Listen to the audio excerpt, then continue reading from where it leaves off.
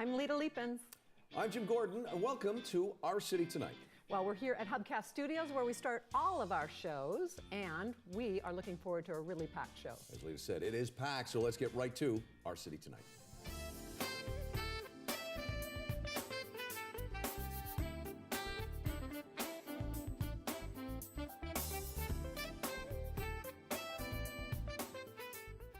This edition of On the Town is brought to you by Genesis Richmond, a new kind of all-inclusive luxury experience. Well, we're here downtown Vancouver at Coast Restaurant, part of the Global Group, and it actually is one of our very all-time favorite places, Jim. That's right, and you can't come to this place without seeing this guy here. I don't think he ever sleeps. It's Frenchy. We're going to check out Coast right now. Absolutely. Well, now Lita and I are joined by Brad. He's the executive chef here at Coast. We usually sit at the bar, don't we, when we're here with our friends? Don't give away our secrets. No, but this is our favorite booth, and we do sit at the tables. Okay, Brad, we're going to start with you and some great appetizers, which you guys are known for. Let's start at this dish right here. This is new to our menu, and it's a take on a classic, the shrimp Louis.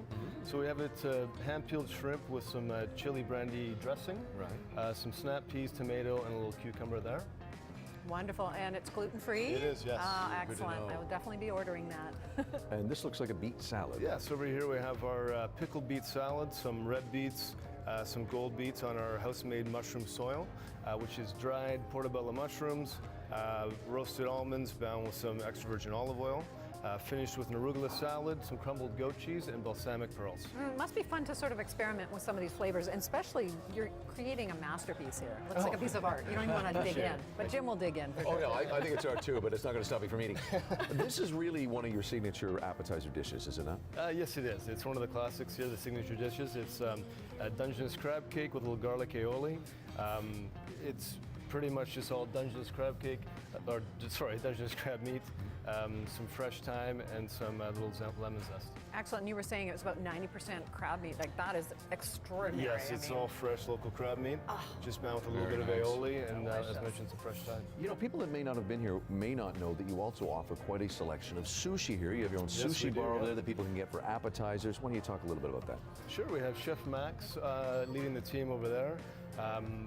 Excellent spot to come for lunch with the sashimi, rolls, whatever you name it. Chef Max will create. You got the big tower. We got the big tower and the seafood tower, which Chef Max and his team help add to that as well. Now, we're having a Sancerre, which Frenchy helped pair with these beautiful dishes. You've got a great wine selection here too for anybody to pair with all of your dishes, whether your appetizers and your full meals. Very nice. We're going to dig into this food off camera as we often do, and we're going to come back with Brad and more from Coast. This time it'll be about your main dishes. Tough to pick just a couple, but we got it down and we'll have it for you from Coast coming up later. But we definitely have to do a cheers before we say goodbye to Brad. We'll do that. It's a tradition in our show. Yes, as I was saying, we'll be back at Coast later in Our City Tonight. Cheers.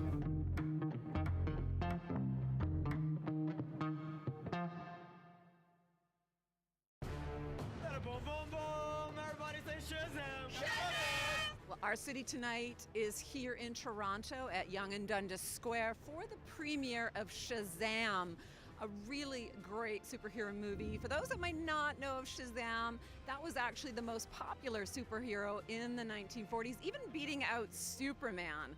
Well, we are going to get up close and personal with some of the stars of this show on the red carpet today. We're also going to go behind the scenes and see some of the sets and props that they've actually brought in from the production for a truly unique fan experience. So let's check that out.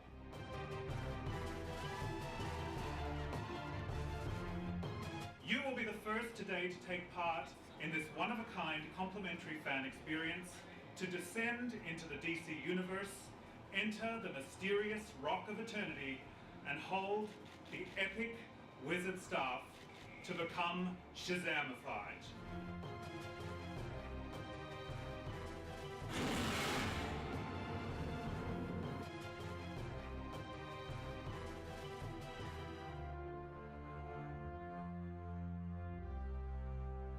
What are some of the invisible benefits that bringing a show such as Shazam to film in Toronto? Well, I'll tell you the most invisible one now is a new program that we've developed, and Vancouver may well have one also, where we are sort of saying to them, because they'd asked, please, we'll help you to give back to the community a little bit if you want to. So in the case of Warner Brothers and the Shazam team, they have put on this activation for the people of Toronto. They've sponsored this, they paid for this. They have given some tickets out for screenings to people from the Big Brothers and Big Sisters. And this is the kind of thing that's going on a lot now with charities and things. Your first love is sci-fi and horror. Yeah. What was the difference doing this show for you as a director? It's a lot of focus. It has a lot of humor, which was nice to do because I kind of started out way back in Sweden with doing like humorous animated shorts, and I kind of got away from that in my horror, even though I tried to put fun stuff inside the horror movies as well. I don't know if people always pick up on them because they're terrified, but to me it was sort of, in some ways, going back to my roots in exploring the humor of this movie. Perfect. How did you like filming in Canada? I love filming in Canada because Toronto is such a great city. Especially now that I live in LA, coming to a city like this where you can actually walk around and you have all these cool little shops, and the people are amazing. Like your film crews, you have that whole infrastructure to make a movie like this, and all the talented best crews. Any plans to film in Vancouver? I'd love to try that out. I've never been to Vancouver, actually, but I know a lot of movies shoot there, so there must be something good about Vancouver, too. Say my name so my powers will become yours. Shazam. Wait, for real? Say it, okay? Shazam!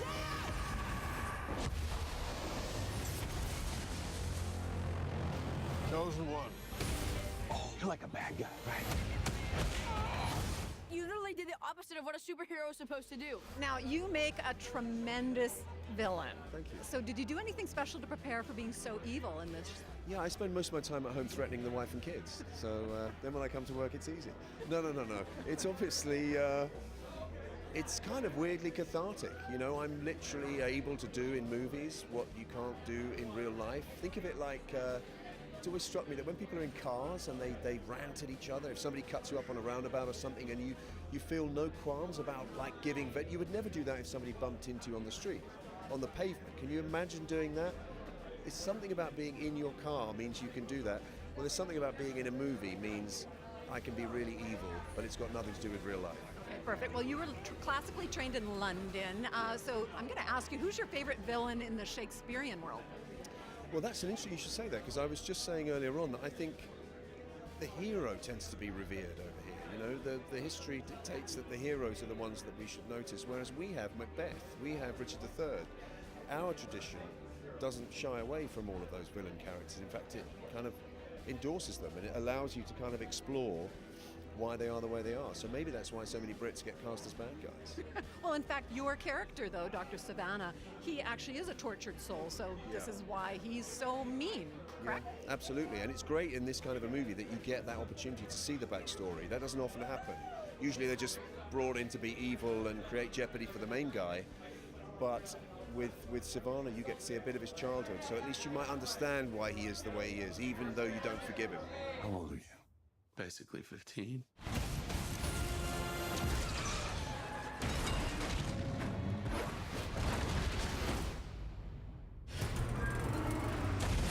Dude, did you see that? Yeah, you electrocuted a bus and almost killed these people. And then I caught it! Hello, nice to meet you. Nice to meet you, too. Come to Vancouver and film, too, please. Okay, I'll try to do that. Well, I did the Psych movie up there. Oh, Yeah. my bad. Oh, no, it's all good. Definitely. So, did you love superheroes and comic books when you were growing up? Oh, most definitely, yeah. I have spent a lot of time in my childhood and now even in my adulthood reading comic books, reading graphic novels, playing a lot of video games that are based on that IP, seeing a lot of cartoons and shows and movies that are all based on all that IP. It's a world that I know and love quite well. So of all the superheroes that you were given, superpowers you were given, which one resonates the most with you and why?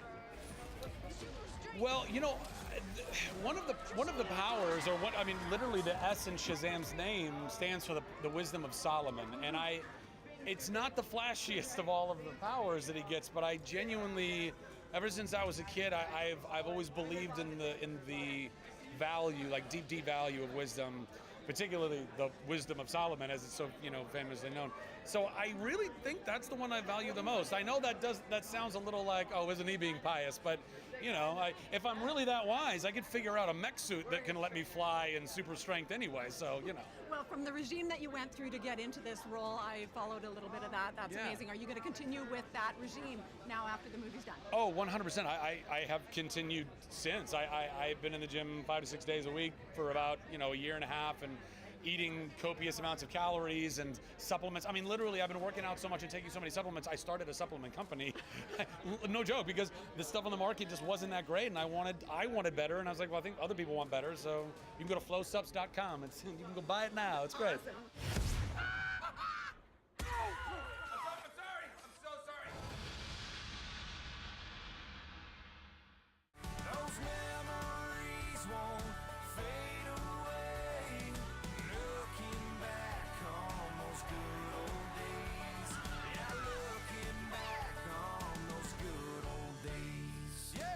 Well, you're looking at a clip of the new hit single from Chris Buck of the Chris Buck Band called Good Old Days on the new album All In, which is available now. And we are here with Chris Buck of the Chris Buck Band, my good pal. Yeah. I have to be so official with you, although I we're know, buddies. good pal. Yeah, we're here at Atlas Steak and Fish at the Grand Villa Casino here in Burnaby, and thanks to Richard for hosting us here today. Okay, buddy, I haven't talked to you since Christmas. A lot of news happening in 2019, including this great new single, which is climbing the charts, called Good Old Days. Good Old Days, yeah. It's already climbed in the top 50 on billboards.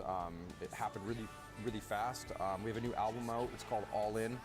There are songs I wrote mainly in Nashville, a couple up in Canada, and it's streaming like crazy online, so it's humbling to see so many people listening to our music. Yeah, it's awesome. We're going to get to Nashville in a few minutes, where you've just returned from. Yeah. But we should say I've known you a long time, and you really took your game up to the next level in 2017 with another great single called That's When You Know. Yes. Great video, great single.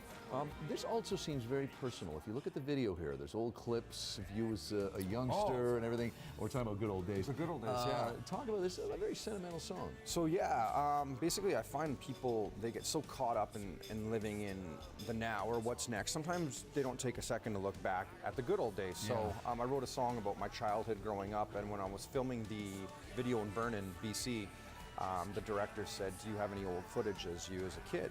And so I called my mom, and she's like, hey mom, and she's like, hey Chris. No, that's not her voice, but she said, yeah, we got lots of footage. So standard def footage, by the way, yes. and real video. So we had to get the tapes into the CDs, and it turned out so cool. And I showed my family; they had no idea what we were putting together. And it was actually the first time I think as a family we've all kind of teared up together. So it was pretty neat. I think it's a song everyone can certainly relate to, because everybody, of course, does have a past, and most people do have things of them in their past on video. Right. Let's talk. I know every time that you go to Nashville, you always come back refreshed, recharged. It's good being around that energy. You meet a lot of great writers. They respect you. They see what you're doing.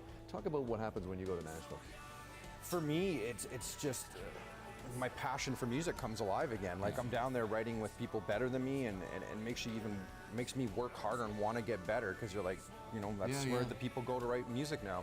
Music City, USA, Nashville, and I love it there. And I write a song a day. I was writing 2 songs a day, but I find my creative thoughts aren't as good, I guess, doing 2 a day. So I'm writing a song a day, and it's amazing to see where these songs are taken from there. Yeah.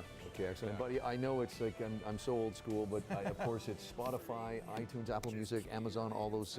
It's all on there. Yeah. Am I missing anything out? There's so many of them now. Yeah, but the new video's on YouTube. It's called Good Old Days, and then if you want to listen to the album, it's on, like you said, Spotify, Apple, Amazon. It's there. New album's called All In. All In. Really good, buddy, and a good new video. Keep climbing up. Yeah, thanks for having me. Thanks for joining me here today. Yeah. And we're having a glass of wine here at Atlas Steak and Fish, and celebrating Chris Buck and the Chris Buck Band's new single called Good Old Days. Check it out. I got to catch up to you now.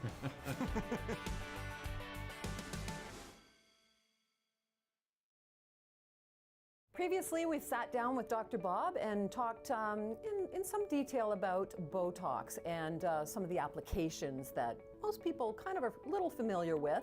But we want to talk a little bit more detail and get into some of the medical applications as well for people not just looking to aesthetically improve themselves. Now, how long, just a little recap, how long has Botox been around? I think people will be surprised to hear that the studies took place in 1965, which is probably before anyone in this room was born. And it went on the market in 1978, and early 80s it became known as an aesthetic treatment for raising the brows. That was the first treatment. And what age can you actually safely use? Well, that's for another using thing I Botox? think people are going to be surprised at, is that the youngest person I've ever done is 6 years old. And it wasn't for his brows. No. No, it was for his, it was a boy with cerebral palsy, and he had tight muscles, and I released the muscles with Botox, and he was able to use his Bliss machine for communication easier, like way easier. So it's a spectrum. The oldest person I've ever treated is 88, the youngest is 6. Excellent. So I know a lot of people ask is, what are the side effects, and can Botox actually accumulate in your body, especially if you are starting at, say, a tender age of 6 or as a teenager? Well, exactly. What happens over time with Botox? So first of all, it's a protein molecule. It is taken up by the nerve endings that lay on the muscles and stored there for 3 to 4 months, where it doesn't let the muscle work properly, and eventually breaks down into amino acids and dissipates in your body. There's no residual.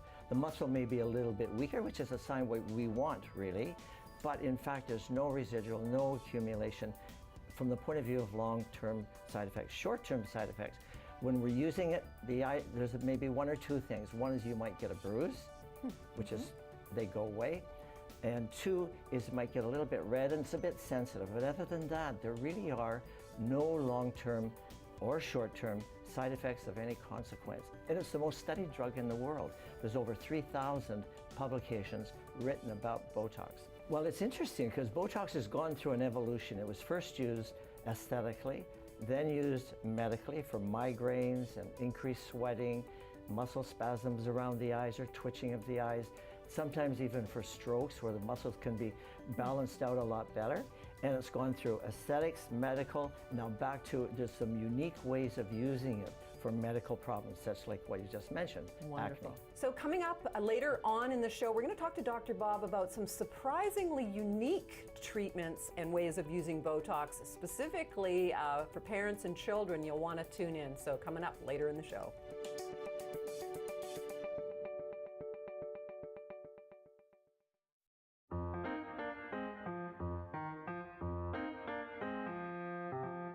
Well, we're back here at Coast Restaurant, downtown Vancouver on Alberni Street, part of the Global Group, and we're back here with Chef Brad with something in front of us that smells so incredible. And I get that it's looks seafood. as good as it smells. Wow, what do we have?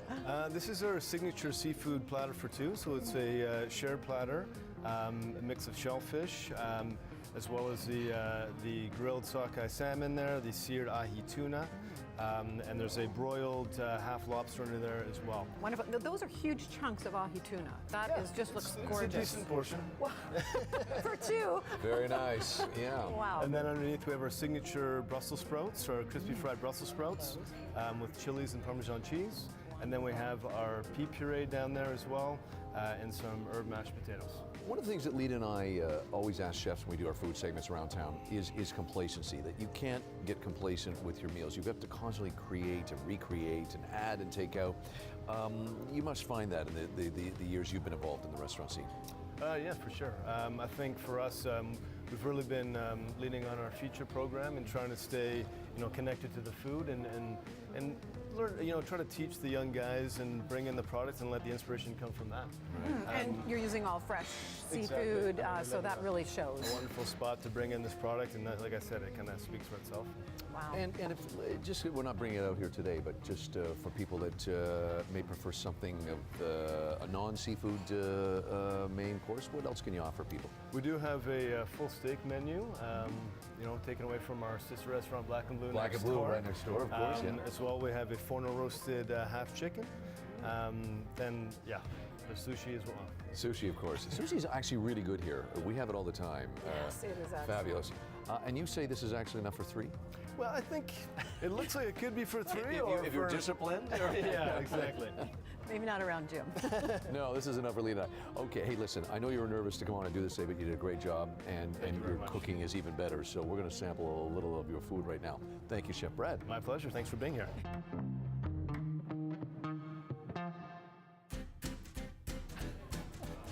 Well, we just stepped away from the table for a minute from that gorgeous food, and we are here with the man of the hour. Frenchie, I have known you, I have to admit, close to 30 years now. 30 years. 30 years. You have Where did been it all a go? good friend, and you're heading up some of the best restaurants in town. You are at Coast Restaurant. What can people expect when they walk into Coast, especially when you're here greeting them? Well, first and foremost, it's the food. In fact, we have an amazing kitchen team. Chef Brad Shireen, Chef de Cuisine Murray Murdoch, under the mastery of Sean Riley. It's pretty amazing. And we have an amazing sushi program. So the food is pretty cool. But it's the buzz, it's the energy. Global group restaurants, Coast especially, tend to have an amazing energy when you walk in the room, and we try to sustain it. You know, high ceiling, lots of noise, and Albert Chi, what can I say, the director of operation. It's great. Well, you guys all make a really great team. I know Jim and I come here a lot. We always feel at home. You've always made us feel very comfortable. Everyone knows our name. It is kind of the Cheers of Vancouver, and I think that's why everyone comes back and back. And definitely to see you, because you treat everyone just even when you first meet them, they come back years and years and years. And I know people travel from far away. They come back to Vancouver. They have to come and see you. And so you've definitely put your mark on this city. I appreciate that. You know, I mean, it is an emotional business at the end of the day. It's how you treat people. People remember how they felt when they leave the restaurant, and it's very important that we have that emotional feeling connection. And that's what we coach the staff. That's why we, and same thing again with the food, because if service is attitude, surely you can taste that in the food as well. Yeah, it's all around. We package. always have a good time. So thanks again Thank to you. you and the team. Well, we're definitely regulars. Thank you very much. Thank you. This edition of On the Town has been brought to you by Genesis Richmond, a new kind of all-inclusive luxury experience. Hi, I'm Natalie Bolt. I'm an actor, writer, and director, and I'm hanging out with these two cuties from our city tonight. Cuties? Yeah. Well, we're back here at the Medical Rejuvenation Center with Dr. Bob, and we are going to be talking about a disease that actually afflicts 85% of the population at some point in their life. In fact, you were sharing with me, it's the 8th most common disease in the world, and Botox can help that. What is that? Okay, so we're talking about acne, and last year the World Health Organization studied, and there were 633 million people in the world with acne. So significant disease, significant side effects of that disease, from stress and anxiety and the depression and the consequences, some of the consequences like scarring, for instance. So it's a pretty important, and even without Botox, it's a pretty important treatment we have here at our clinic. But from the point of view of Botox and acne, the story is something interesting, because originally it started out, we found out that Botox stops people from sweating, and that was a big issue. And so it works like this: the nerves that get affected, that stimulate your sweat glands, are put to rest for 8 months. And so people that have under the arms, on their hands, on their feet, serious sweating problems, we use Botox for. Out of that came a study which showed that if you use it in micro droplets over the face, that it also not only inhibits the sweating on the face, which the people at the Oscar Awards always use, but it also inhibits oil secretions. And so if we think of acne as a disease associated with some dysfunction of the oil, getting plugged, causing inflammation, causing the results of swelling, pustules, blackheads, whiteheads, is if you can stop the oil, you can stop the acne. And so it's been found that used in micro droplets over the face it will stop your oil glands. And the biggest complaint then is 4 weeks after you use it, you no longer have oily skin. You got dry skin. But within 2 weeks, you start seeing the results of acne. So Dr. Bob, explain a little bit about micro-Botox. I mean, you're covering a large area of the face, maybe the back. People might have a little trepidation. You're getting a needle everywhere. So many needles, exactly. The process goes like this. We put numbing cream on first so they don't feel it. We grid the face so we know exactly where the whole face in areas where the acne is prevalent. And we use needles like this, which is a 4 millimeter tip.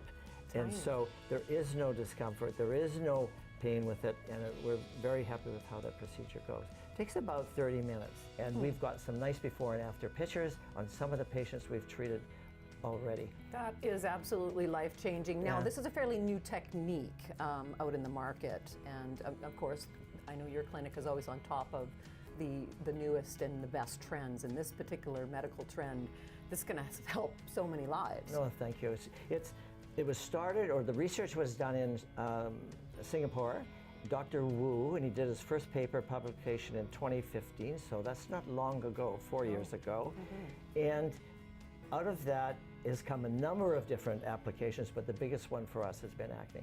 And you were mentioning too, so it's like pre-acne as well as during, you can help stop the process as well as post-acne. Can you share just really briefly as we wrap up here? Well, there's two parts. One part is that it does stop the oil. The other part, it relaxes the muscle in the skin, and the skin looks healthier. And so in one of our pictures, we've got a young Asian lady with acne, perioral acne. She's about 40 years old. And not only does her acne look better, but her skin looks amazingly better. So it's got sort of a bit of a bonus there.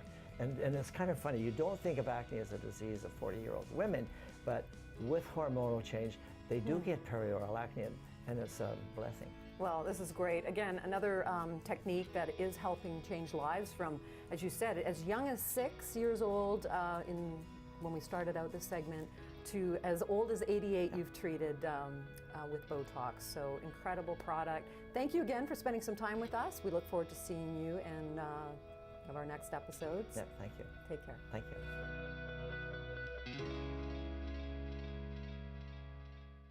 Closed captioning for this episode of Our City Tonight has been brought to you by Gyrostone Limited, home exteriors that last a lifetime.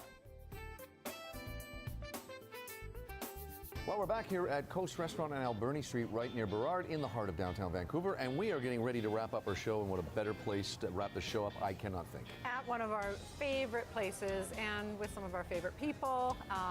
Definitely. Jim, it was a great show. We had some great food, and well, we have to say goodbye. Yeah, and thanks to Frenchie and Brad, all the staff, Albert, everybody else, Grace here at Coast for entertaining us here on a wonderful afternoon here in Vancouver. I'm Jim Gordon. I'm Lita Leapin. We'll see you on the next edition of Our City Tonight. Genesis Richmond. Test drive, purchase, maintenance. They come to you.